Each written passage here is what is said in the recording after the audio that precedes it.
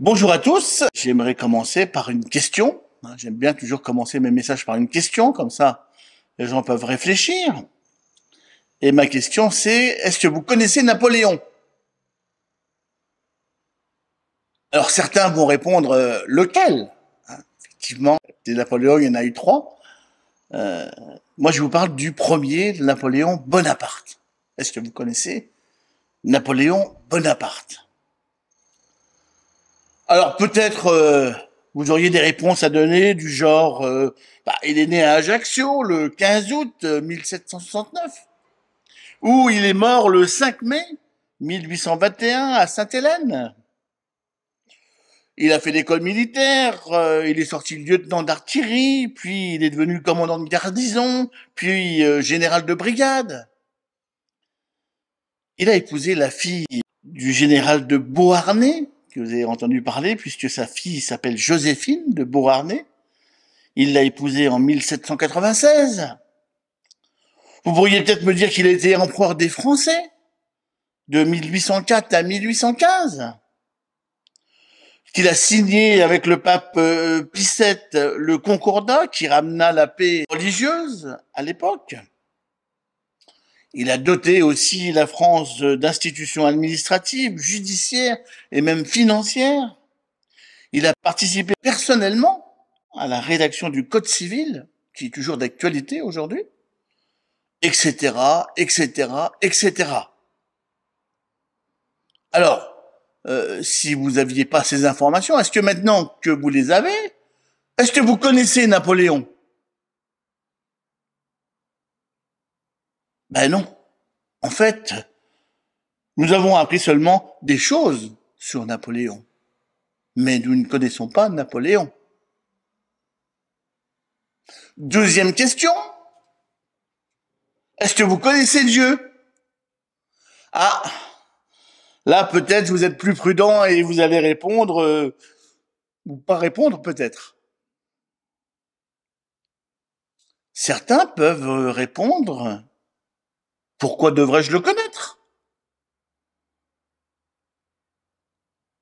Je suis d'accord avec le verset biblique qui dit que Dieu a mis dans le cœur de l'homme la pensée de l'éternité. On trouve ça dans le livre de l'Ecclésiaste au chapitre 3, au verset 11. Dieu a mis dans le cœur de l'homme la pensée de l'éternité. Le penseur et mathématicien Blaise Pascal disait à ce propos que tout le monde avait dans son cœur un grand vide qui avait la forme de Dieu et qu'il le remplissait souvent d'autres choses pour oublier Dieu. Alexandre Solzhenitsyn a émis un verdict comparable en écrivant « Si l'on me demande quelle est la plus grande menace de tout le XXe siècle, là encore, je ne trouverai rien d'autre à dire que l'homme a oublié Dieu. » Au point de vue anthropologique, j'allais dire, comment connaître quelqu'un? Pour nous, pauvres mortels, il y a plusieurs moyens. D'abord, que cette personne existe. Si nous sommes sincères, et je viens de citer Pascal à ce sujet, nous avons conscience que quelque chose nous dépasse et que nous aimerions en savoir plus. Deuxièmement, il faut le rencontrer, cette personne, ou la rencontrer plutôt. Nous allons voir comment nous pouvons le faire en ce qui concerne Dieu. Il faut le voir agir et vivre avec lui, c'est la troisième condition. En général, quand on est jeune marié, on aime très fort ça ou son bien-aimé, mais ce n'est que quand vous vivez avec elle, ce n'est que là que commence vraiment la connexion de la connaître. Ma femme va écouter ce message et donc je ne donnerai pas de détails à ce sujet. Et quatrième condition, il faut qu'il s'ouvre à nous. Cette personne, qu'elle s'ouvre à nous. le degré de la qualité et la qualité de la connaissance que nous avons de quelqu'un dépendra donc plus de lui que de nous. La connaissance que nous en aurons dépendra plus de son accord que de nos efforts. Ça, c'est une citation de James Packer. Packer, je ne sais pas comment ça se prononce. Il a écrit un livre qui s'appelle Connaître Dieu, que je vous recommande. Il nous faut répondre en cinquième condition à son intérêt pour nous. Donc, il faut que cette personne existe, il faut la rencontrer, il faut vivre et agir avec lui ou avec elle, il faut qu'il s'ouvre ou qu'elle s'ouvre à nous, et il nous faut répondre à son intérêt pour nous. C'est ça, connaître quelqu'un. Concernant Dieu, la Bible dit « Car j'aime la miséricorde et non les sacrifices, et la connaissance de Dieu plus que les holocaustes. » Citation du prophète Osée, chapitre 6, verset 6. Un passage dans le Nouveau Testament, dans l'Épître aux Colossiens. C'est pour cela que nous aussi, depuis le jour où nous avons été informés, nous ne cessons de prier Dieu pour vous. Nous demandons que vous soyez remplis de la connaissance de sa volonté, en toute sagesse et intelligence spirituelle, pour marcher d'une manière digne du Seigneur et lui être entièrement agréable, portant des fruits en toutes sortes de bonnes œuvres et croissant par la connaissance de Dieu. L'apôtre Pierre aussi, dans sa deuxième épître, écrit « Mais croissez dans la grâce et dans la connaissance de notre Seigneur et Sauveur Jésus-Christ. À lui soit la gloire, maintenant et pour l'éternité. Amen. » Ces versets s'adressent à des croyants, des gens qui croient que Dieu existe. Mais, d'après ces versets, la connaissance de Dieu est une quête quotidienne et doit toujours être améliorée. C'est pas, bon, c'est bon, je le connais. C'est, est-ce que je le connais bien? Est-ce que je le connais mieux que depuis le jour où je l'ai rencontré? En effet, il ne suffit pas de dire, et ça c'est Jésus qui le cite, « Ceux qui me disent Seigneur, Seigneur, n'entreront pas tous dans le royaume des cieux. Mais celui-là seul qui fait la volonté de mon Père qui est dans les cieux. Plusieurs me diront en ce jour-là, Seigneur, Seigneur, n'avons-nous pas prophétisé par ton nom? N'avons-nous pas chassé les démons par ton nom? Et n'avons-nous pas fait beaucoup de miracles par ton nom? Alors je leur dirai ouvertement, je ne vous ai jamais connu. Retirez-vous de moi, vous qui commettez le mal. » Il ne suffit pas de dire Seigneur, Seigneur, ou même vouloir agir, ou croire agir pour Dieu, pour dire je connais Dieu. Ou je suis connu par lui dans ce cas. Saul de Tarse, qui sera appelé plus tard Saint Paul, était persuadé de connaître Dieu, et même de le servir. Pourtant, comme il était dans le chemin, et qu'il approchait de Damas, tout à coup une lumière venant du ciel resplendit autour de lui. Il tomba par terre, et il entendit une voix qui lui disait « Saul, Saul, pourquoi me persécutes-tu » Il répondit « Qui es-tu, Seigneur ?» Et Seigneur lui dit « Je suis Jésus que tu persécutes. » Saul croyait connaître Dieu. Pourtant, il le persécutait. Donc, comment rencontrer Dieu?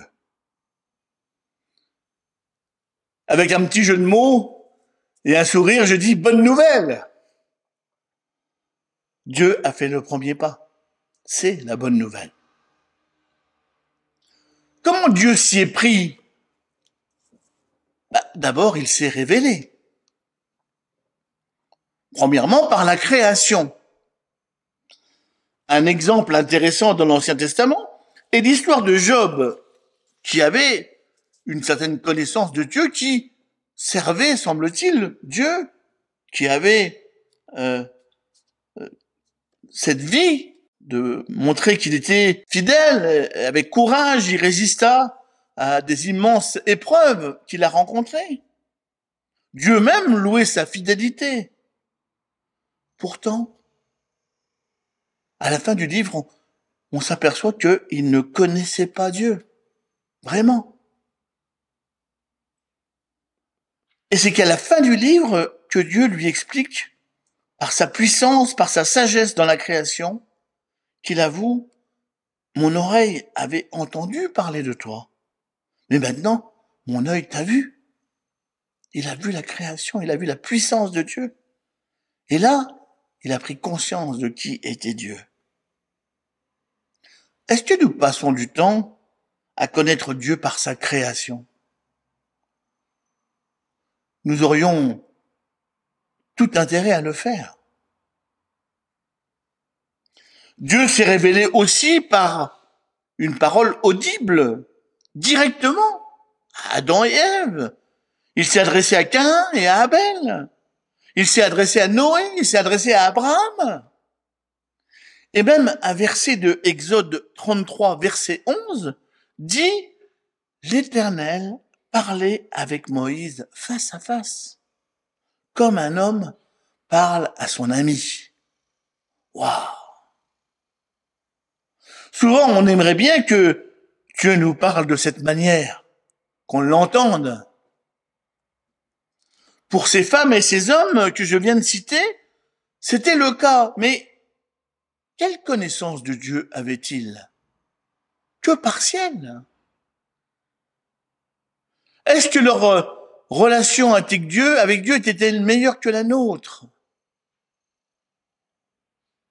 N'oublions pas Hébreux 11, verset 13, qui nous dit « C'est dans la foi qu'ils sont tous morts, sans avoir obtenu les choses promises. Mais ils les ont vus et salués de loin, reconnaissant qu'ils étaient étrangers et voyageurs sur la terre. » Ces personnes marchaient avec Dieu par la foi, mais ils n'avaient pas une connaissance parfaite de Dieu. Bien sûr, Dieu s'est révélé aussi par la parole écrite. Où trouver meilleur endroit pour connaître Dieu, sinon par la Bible? Toute écriture est inspirée de Dieu et utile pour enseigner, pour convaincre, s'il le faut, pour corriger, s'il le faut, pour instruire dans la justice. Deuxième épître à Timothée, chapitre 3, verset 16. L'épître aux Romains aussi nous dit « Or tout ce qui a été écrit d'avance l'a été pour notre instruction, afin que par la patience et par la consolation que donnent les Écritures, nous possédions l'espérance. » Et Pierre aussi, dans sa deuxième épître, écrit « Et nous tenons pour autant plus certaine la parole prophétique à laquelle vous faites bien de prêter attention, comme à une lampe qui brille dans un lieu obscur jusqu'à ce que le jour vienne apparaître et que l'étoile du matin se lève dans vos cœurs, sachant tout d'abord vous-même qu'aucune prophétie de l'Écriture ne peut être l'objet d'interprétation particulière, car ce n'est pas par une volonté d'homme qu'une prophétie a jamais été apportée, mais c'est poussé par le Saint-Esprit que des hommes ont parlé de la part de Dieu.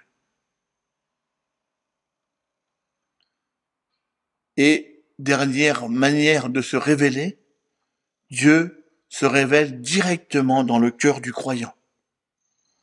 C'est ce qu'on appelle la nouvelle naissance. C'est la rencontre avec Dieu directement. Lors de la rencontre avec un chef religieux qui s'appelait Nicodème, Jésus lui a dit « En vérité, je te le dis, Si un homme ne naît de nouveau, il ne peut voir le royaume de Dieu. Autrement dit, il ne peut pas connaître Dieu, il ne peut pas vivre avec Dieu. Nicodème lui dit, comment un homme peut-il naître quand il est vieux? Peut-il rentrer dans le sein de sa mère et naître?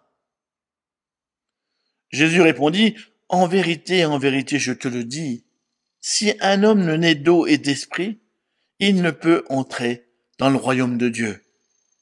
Ce qui est né de la chair est chair, ce qui est né de l'esprit est esprit. Le royaume de Dieu, c'est la présence de Dieu dans nos cœurs. Dieu ne s'est pas révélé comme Dieu le Père seulement. Mais dès les premiers versets de l'Écriture, dans la Genèse, il se révèle comme au commencement, Dieu créa les cieux et la terre. La terre était informe et vide. Il y avait des ténèbres à la surface de l'abîme et l'Esprit de Dieu se mouvait au-dessus des eaux. Dieu dit que la lumière soit et la lumière fut. Nous avons dans ce verset ou ces versets le Père, l'Esprit qui se moue au-dessus des eaux, et dans la fonction ou dans la traduction de Dieu dit, c'est-à-dire quand Dieu parle, nous avons le reflet de ce passage dans l'évangile de Jean, au premier chapitre, qui nous dit, au commencement était la parole. Et la parole était avec Dieu et la parole était Dieu. Elle était au commencement avec Dieu. Toutes choses ont été faites par elle et rien de ce qui a été fait n'a été fait sans elle. En elle était la vie et la vie était la lumière des hommes. La lumière luit dans les ténèbres et les ténèbres ne l'ont point reçue. Et là, on nous parle du Fils, qui est la parole. Quand la Genèse dit Dieu dit, c'est Jésus, la parole qui dit. Un peu de langue biblique. Le mot connaissance. Dans l'Ancien Testament, le mot connaissance est souvent traduit par un verbe, c'est le verbe yada, et ce verbe désigne beaucoup de choses. Puis, premièrement, il parle de la lucidité. Par exemple, quand Adam et Ève comprirent qu'ils étaient nus, ils sont devenus lucides. Il veut dire aussi ce mot, la perception ou la conscience de quelque chose ou de quelqu'un. Il a aussi la signification de entendre parler d'eux, savoir, apprendre, comprendre, reconnaître ou identifier ou admettre, être capable de faire quelque chose, faire l'expérience par exemple, de la stérilité quand une personne ne peut pas avoir d'enfant, faire l'expérience de la colère de Dieu dans l'Écriture. C'est aussi ce même verbe qui est là. Et enfin, il a cette notion de avoir des relations sexuelles. Quand on parle de connaître de la façon biblique, c'est connaître intimement. Le sang, c'est puissant. Quand deux personnes s'unissent, c'est quelque chose de puissant, c'est quelque chose de fort, et donc à ne pas prendre à la légère. Nous avons aussi des mots dans le Nouveau Testament qui parlent de connaissance. Et dans le Nouveau Testament, il y a un mot grec, ginosko, qui lui signifie sentir, percevoir, apprendre, savoir, comprendre, identifier, admettre. Et là aussi, avoir des relations sexuelles. Nous avons aussi un verbe grec dans le Nouveau Testament qui s'appelle oida, qui est aussi employé pour la compréhension intellectuelle et qui signifie savoir ou avoir conscience de, comprendre, exposer ou dire. Pourquoi je parle de ces mots dans l'Ancien et le Nouveau Testament? Parce que nous voyons que Dieu a donné à l'homme l'intelligence et le désir de le connaître, et les moyens de le comprendre, de le saisir. J'ai déjà cité tout à l'heure Ecclésiaste qui dit que Dieu fait toutes choses belles en son temps, mais qu'il avait mis dans le cœur de l'homme la pensée de l'éternité.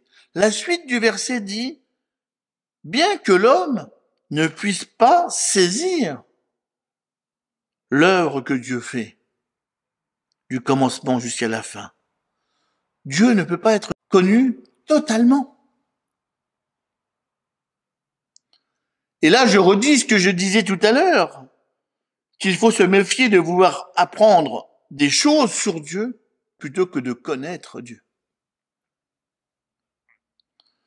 La Bible nous enseigne que la connaissance enfle, mais que l'amour édifie. Il ne faut pas connaître des choses sur Dieu, mais connaître Dieu et répondre à son amour. Plusieurs versets vont dans ce sens. Or, la vie éternelle, c'est qu'ils te connaissent toi, le seul vrai Dieu, et celui que tu as envoyé, Jésus-Christ. Évangile de Jean, chapitre 17, verset 3. Jean 14, verset 9, Jésus lui répondit, « Il y a si longtemps que je suis avec vous, et tu ne me connais pas encore, Philippe? Celui qui m'a vu a vu le Père. Pourquoi donc dis-tu, montre-nous le Père? » Jésus lui répondit dans Jean 14, 6, « Je suis le chemin, la vérité et la vie. Personne ne peut aller au Père autrement que par moi. » Il est donc clair que c'est uniquement par Jésus-Christ qu'on peut connaître Dieu. Dieu s'est révélé et il s'est fait connaître par Jésus, son Fils unique. Cela a coûté très cher au Père. Car Dieu a tant aimé le monde qu'il a donné son Fils unique, afin que quiconque croit en lui ne périsse point, mais qu'il ait la vie éternelle.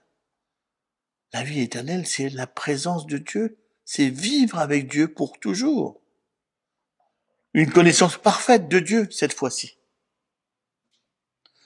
Pour nous, aujourd'hui, la présence de Jésus est spirituelle et non corporelle. Grâce au Nouveau Testament, le chrétien connaît d'emblée les vérités sur son sacrifice, sur sa divinité, alors que les premiers disciples ne l'apprirent que petit à petit.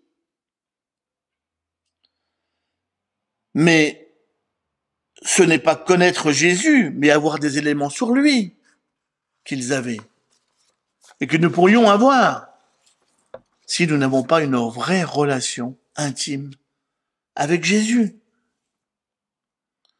L'Écriture nous enseigne que Jésus nous parle par le Saint-Esprit et le Saint-Esprit nous rappelle dans notre conscience, par ses paroles, tout ce qui le concerne dans la Bible.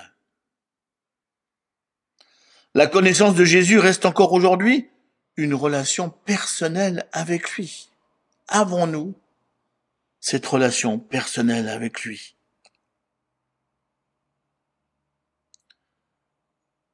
Je vais conclure. 4 éléments nous aident pour connaître Dieu. Premier élément, être à l'écoute de sa parole et la recevoir telle que l'interprète pour nous le Saint-Esprit. Mais pour cela, il ne nous faut pas seulement la lire, mais la méditer, y réfléchir, comprendre avec notre conscience, avec notre intelligence, mais surtout avec l'aide du Saint-Esprit. Qu'est-ce que Dieu nous dit? Comment Dieu se révèle à nous? Deuxième élément, il faut être attentif à ce que la parole et les œuvres de Dieu, que Dieu nous révèle de sa nature et de sa personnalité. Il faut être attentif à cela. Pour cela, il faut le discerner dans notre vie de tous les jours. Ce n'est pas une connaissance juste de temps en temps, mais une relation, une vie avec lui. Avoir une relation intime avec lui. Troisièmement, accepter de répondre à ses appels et obéir à ses commandements, qui ne sont pas pénibles, dit-il, s'il s'agit d'une relation intime avec lui. Quel est notre degré d'obéissance à ses commandements? Quatrièmement, nous réjouir de l'amour qu'il nous a témoigné en s'approchant de nous et en nous faisant entrer dans sa divine communion. Combien de temps passons-nous à ces exercices tous les jours? Connaissons-nous vraiment Dieu? James Packer, donc, que j'ai cité tout à l'heure, dit dans son livre « Connaître Dieu », il écrit ceci: « Ceux qui connaissent Dieu manifestent pour lui un grand zèle. » Est-ce un élément que on retrouve chez moi? Parce que je connais Dieu, je manifeste pour lui un grand zèle. Deuxièmement, il écrit « Ceux qui connaissent Dieu ont de lui une très haute opinion. » Est-ce que Dieu est mon petit copain? Quelqu'un de lointain? Ou est-ce que j'ai une très haute opinion de lui?